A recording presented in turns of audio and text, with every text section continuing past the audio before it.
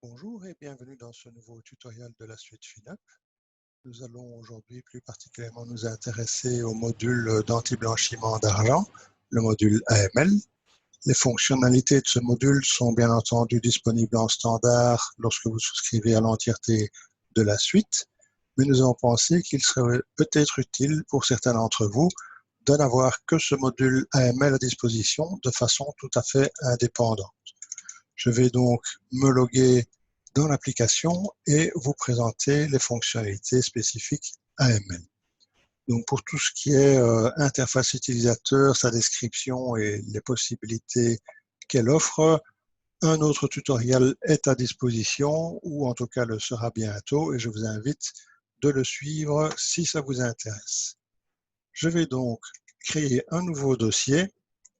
De nouveau, tous les widgets ici que je vous présente seront accessibles en fonction des habilitations que vous aurez demandées lorsque vous aurez souscrit à la suite FinUp. Je vais regarder uniquement aujourd'hui un dossier AML. Donc, qu'est-ce qu'un dossier? Là aussi, un tutoriel existe pour vous donner les caractéristiques de ce qu'est un dossier. C'est en réalité une suite d'étapes successives que nous vous demandons de suivre, que nous avons construites pour vous, de façon à vous faciliter la tâche. La première chose qu'on fait, je pense, quand on a un nouveau dossier comme ça, c'est de télécharger ce qu'on appelle un rapport de visite. Je vous en ai donc préparé un de façon tout à fait symbolique, qui ne contient pas d'informations confidentielles. Une fois que ce fichier est téléchargé dans l'application, il se trouve dans la base de données et il restera tout le temps accessible, soit au niveau de la personne et du dossier, soit au niveau de la proposition ou du contrat, si c'est dans ce cadre-là qu'on utilise l'application. Et donc, par exemple, ici, ce rapport de visite, il est tout à fait symbolique, mais vous voyez qu'il est disponible dans l'application. Donc, au niveau d'un contrat, enfin, d'une recherche AML, je dirais, on peut soit définir nom, prénom d'un nouveau client, et on rentrera le détail de ce client au niveau de l'intervenant, soit on a à sa disposition la carte d'identité pour le moment d'un résident belge, et on va pouvoir reprendre facilement toutes les informations disponibles dans cette carte d'identité. Cette fonctionnalité sera aussi bientôt disponible pour les résidents luxembourgeois, par exemple grâce à des possibilités offertes par LuxTrust, et ça viendra dans quelques mois d'ici.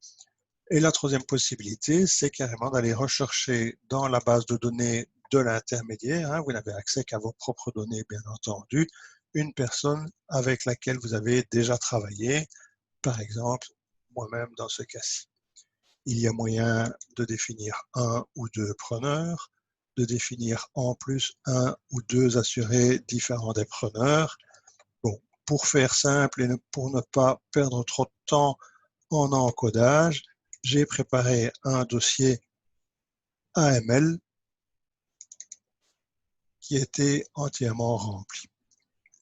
Dans ce dossier, nous avons deux preneurs pour l'exemple et le preneur est l'assuré. Au niveau donc des intervenants, qui est la deuxième étape de mon processus, je retrouve l'entièreté des données qui sont nécessaires pour faire, je dirais, une recherche AML. Nous avons ici une personne physique, nous aurions pu prendre une personne morale comme preneur.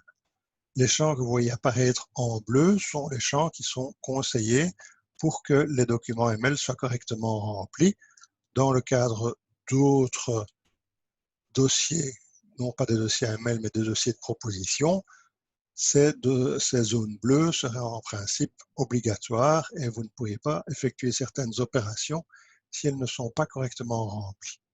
Donc les identifications classiques, nom, prénom, adresse, etc., mais aussi quelques informations complémentaires sur la profession et sur le fait qu'il y ait par exemple une personne exposée politiquement ou qu'il ait un lien avec des pays particuliers. On va changer ici une donnée pour voir l'impact qu'elle a au niveau donc des documents. Pour cette personne, je peux réaliser ce qu'on appelle un check name, c'est-à-dire qu'on va lancer ici une recherche dans un certain nombre de listes internationales et on remarque qu'au niveau de ces listes, nous n'avons rien comme information sensible, je dirais, au niveau de gens sans peur.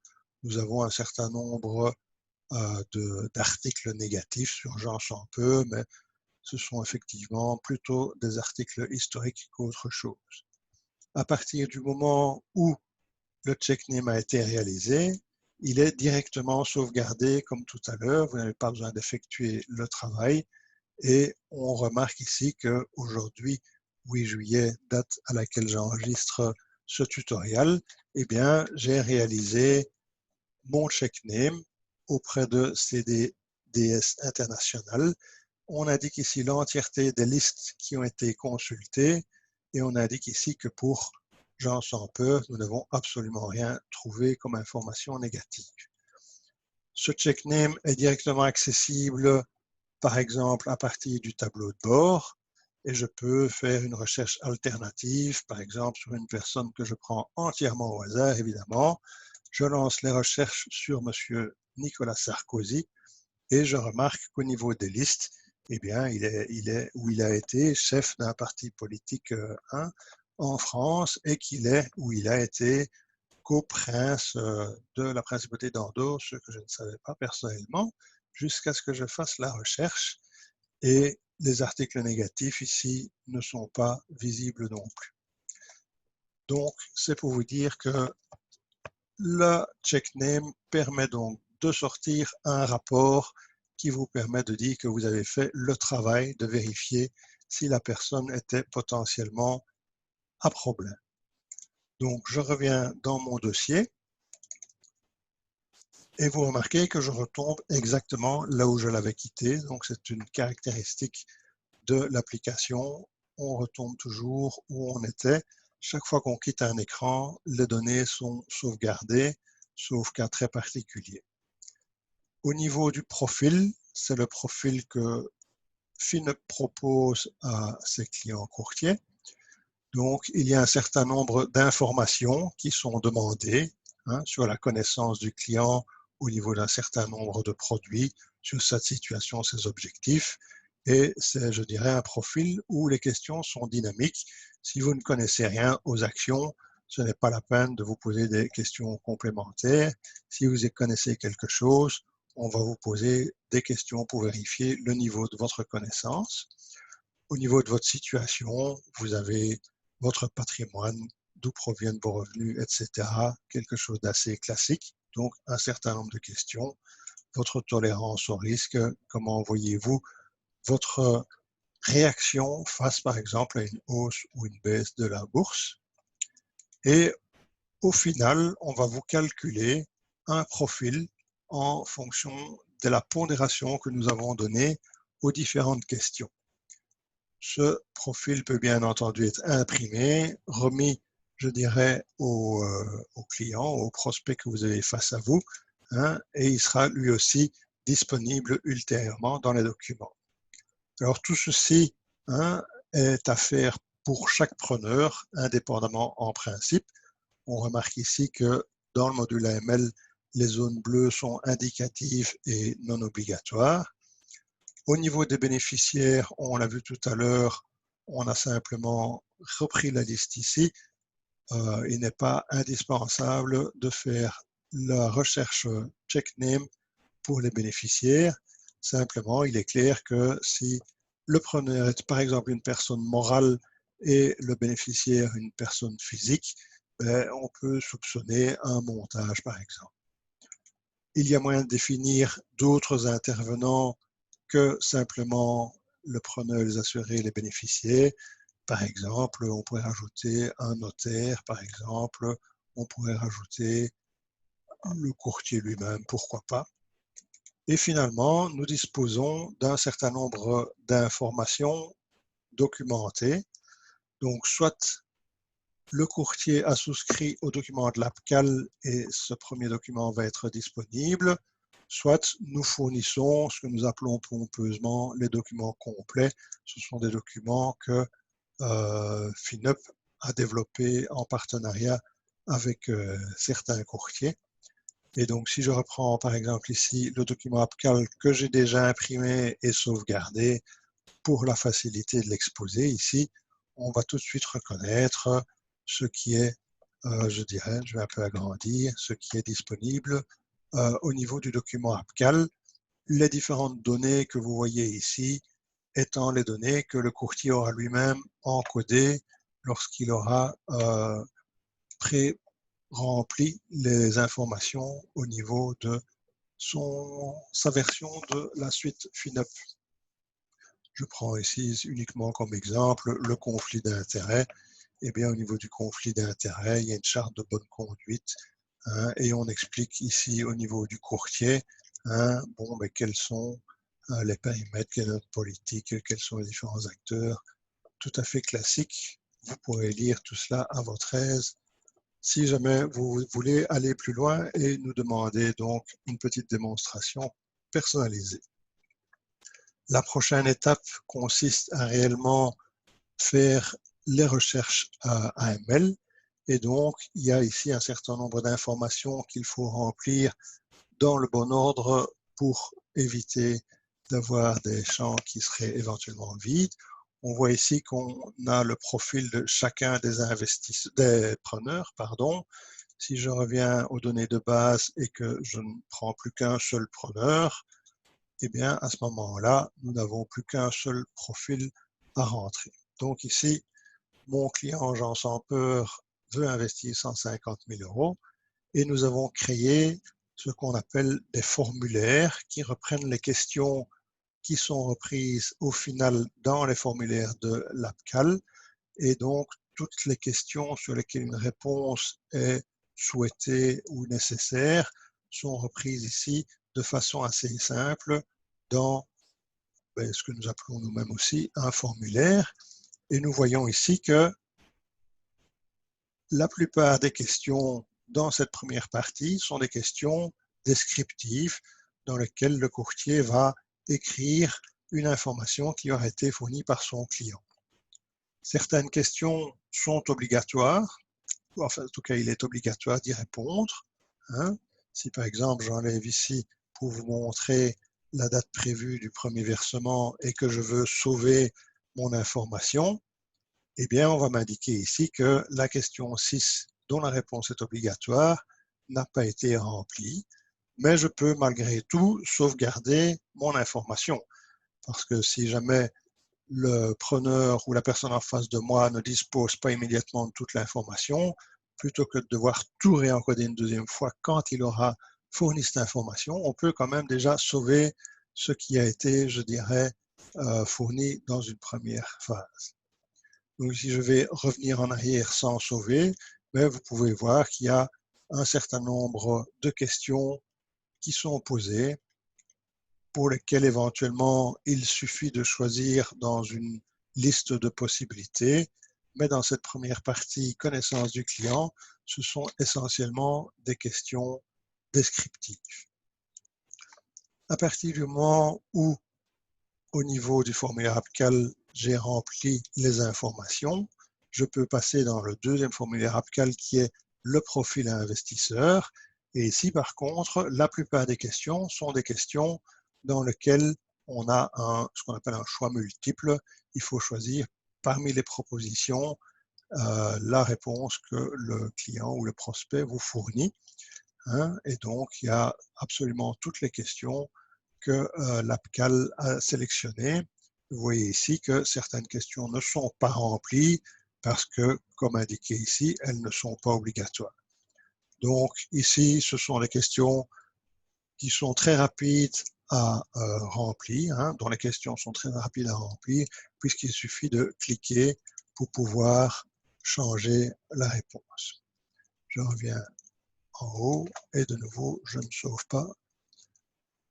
Donc, une fois que vous avez obtenu les informations qui vous font connaître votre client et le type de profil qu'il a, vous pouvez lui recommander des produits. Alors, ce qui est intéressant, je quitte un moment ici de nouveau le dossier. Bon, nous disposons dans cette base de données de test d'un certain nombre de produits, comme vous le voyez, et des produits qui ne sont pas nécessairement uniquement des produits d'investissement. Si je choisis un produit, ici Quality Life, ce qui est intéressant, c'est que pour ce produit, vous avez la possibilité de vous-même déterminer un certain nombre de commentaires et d'appréciations sur ce produit, les aspects positifs ou négatifs du produit, hein, un certain nombre d'informations pour tout ce qui concerne la souscription, la performance, la qualité de la gestion, etc. Vous pouvez indiquer les fonds d'investissement qui sont disponibles de ce produit. Et au niveau d'un fonds, vous avez beaucoup d'informations. C'est un fonds ici qui apparaît dans plusieurs produits de différentes compagnies. Et régulièrement, donc, il y a moyen de mettre à jour les informations financières de ce fonds particulier en venant interroger Morningstar ou T-Advisor. Alors, ce qui est intéressant d'avoir rempli ces informations au niveau d'un produit ou des différents produits que vous proposez, c'est que quand vous les reprenez ici dans ce comparateur, je prends deux produits évidemment pour lesquels nous avons fait le travail de donner l'information, vous pouvez fournir facilement un petit rapport à votre client en vous disant, voilà, je vous propose ces deux produits et vous avez l'entièreté des caractéristiques de ces deux produits. Donc, vous pouvez ainsi facilement montrer que vous avez fait votre travail de fournir des produits qui sont en corrélation avec les besoins de votre client et vous n'avez pas besoin de vous rejustifier à chaque fois au niveau de chacun des produits, puisque une fois pour toutes, vous avez déterminé les aspects positifs, les aspects négatifs, etc. Donc, on a simplement été reprendre cette information au niveau donc, de la base de données. Voici, je reviens de nouveau dans mon petit dossier de Jean Sampeur au niveau ML. Vous avez sélectionné les produits que vous recommandez, discuté avec votre client et vous avez choisi le produit Quality Life. C'est un exemple, bien entendu, qui est approprié pour votre client. Au niveau des conseils, le troisième document que l'APCAL vous conseille de remplir, de nouveau, il y a un certain nombre de questions. Le premier produit proposé, Quality Life, le deuxième, Liberty to Invest. Les caractéristiques du produit, qui pour le moment, j'ai dû les taper à la main, mais elles seront bientôt automatiquement reprises de la petite base de données que je viens de vous montrer. Et donc, de nouveau, c'est assez descriptif et c'est un peu moins long que les deux autres formulaire que nous avons parcouru tout à l'heure.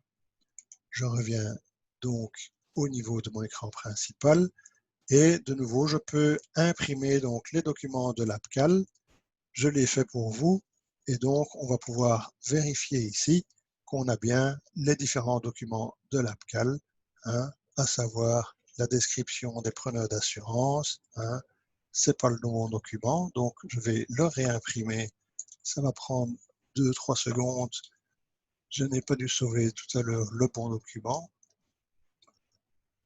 Voici désormais ce bon document, les exigences, les besoins, tout ce qu'on a rempli tout à l'heure avec les bénéficiaires, Vincent Goletti qu'on retrouve ici, les différentes questions qui ont été posées, tout ce qui est profession qu'on a rempli dans le petit écran Know Your Client, les différentes réponses détaillées qu'on a vues tantôt et la grille d'évaluation du profil d'investisseur qui nous fournit finalement un profil actif et donc la catégorisation, les différents produits qui ont été proposés, le choix du client qui suit notre conseil, etc. Voilà ce document. Si jamais le courtier n'a pas souscrit au document de l'APCAL ou s'il veut une alternative à ces documents, nous avons nous-mêmes déterminé un certain nombre de questions relatives au client, relatives au paiement de ce client, etc., etc.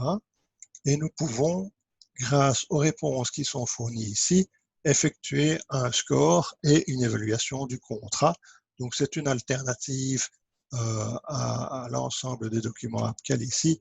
Le profil, on l'a vu tout à l'heure, est aussi disponible et nous fournissons ici la description des règles que nous employons. Pour chacune des questions, nous avons plusieurs réponses. Les réponses, je vais un peu agrandir de nouveau, les réponses fournissent un certain nombre de points. Donc, tout est bien décrit ici, vous savez comment nous fonctionnons et les différentes règles déterminent si la souscription nécessite ou pas une attention renforcée ou pas. Donc, l'étape suivante est une étape, je dirais, résumée, dans laquelle on va retrouver les différentes informations que nous avons remplies auparavant. Et donc, ceci fonctionne comme je vous l'ai déjà montré, soit en impression, soit automatiquement en récupérant ici donc les données. On voit que ça a été fait aujourd'hui, 8 juillet, date à laquelle je fais ce tutoriel, ou bien qui ont été encodés et sauvegardés après éventuellement l'avoir fait signer par le client. À ce propos, je signale que nous avons désormais la possibilité dans la suite FinUp d'envoyer des mails au client qui peut signer électroniquement les différents documents qu'on lui soumet. Mais pour ce module AML, cette fonctionnalité n'a pas encore été implémentée. La dernière étape de notre dossier AML, toujours sur base des recommandations, est de faire contrôler par un autre responsable ou par un collaborateur. Bon, évidemment, si vous êtes tout seul dans votre bureau de courtage, ceci n'a pas d'importance, mais s'il y a des sous-courtiers, s'il y a plusieurs courtiers ou même des employés, il y a moyen de faire contrôler et valider l'entièreté des documents par la personne responsable du bureau, moi-même en l'occurrence, donc je ne dois pas le faire. Voilà, je crois que ça présente un peu l'entièreté des possibilités.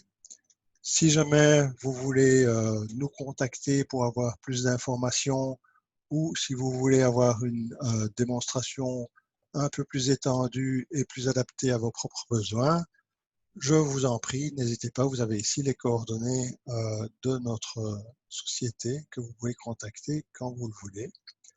En attendant, merci pour votre attention, d'avoir suivi ce tutoriel. J'espère qu'il vous a apporté ce que vous attendiez. N'hésitez pas, comme je vous l'ai dit au début, à consulter les autres tutoriaux disponibles dès maintenant ou qui le seront sous peu. Merci et à bientôt.